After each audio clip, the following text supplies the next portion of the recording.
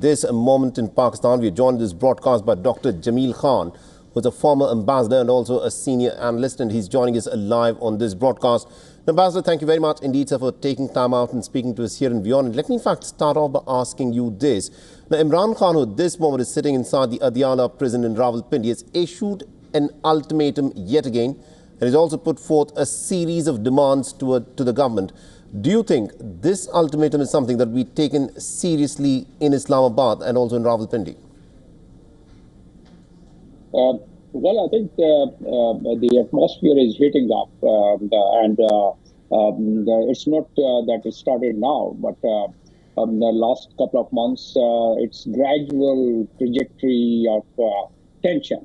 So that definitely is being enhanced, but at the same time, the security forces seem to be well prepared. Although in our part of the world, most of the South Asian countries, it's sometimes mishandled by the security forces. But it appears that both sides are really standing firm on their feet. The PTI wants to mourn and wants to carry on with its protest. And Khyber Pakhtunkhwa now, on the 13th of December, as a follow-up, any political party would like to have a follow-up and would like to have the momentum of the move which they make, and I think PTI is no exception. So they are doing that. To what extent this time government is going to take action, that the time would be the only judge for it. But last time, yes, there were very strong action against the protesters because they violated the order of the High Court, as the government states. And the High Court had very explicitly issued the judgment and the order that the venue where they reached the PTI, that's known as D-Chowk of Islamabad, that they would not really stage the protest there. However, the alternate place was not accepted by the political party, that is PTI. And that was the main cause of clash.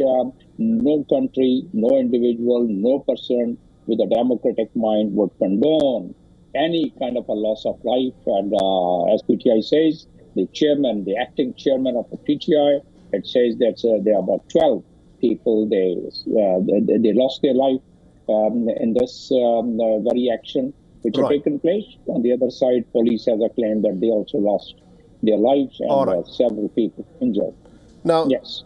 Now, Ambassador Khan, in Pakistan, they say for anyone to survive politically, it is important for them to have the favor of the army. Now, Imran Khan quite clearly has fallen out of favor from the army. Has in fact been indicted in a case for an attack on the army's GHQ.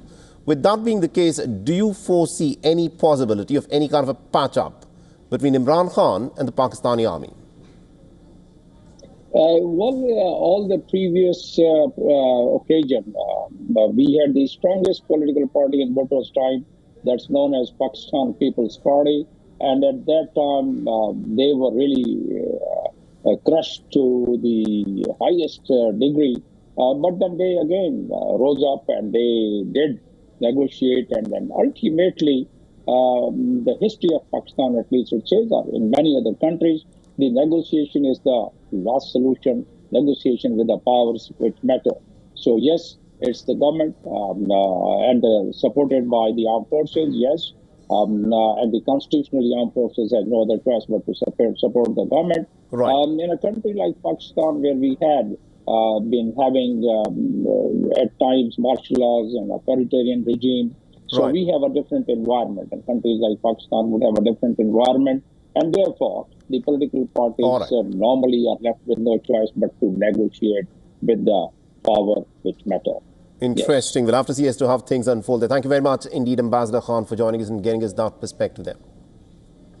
My pleasure. Thank you.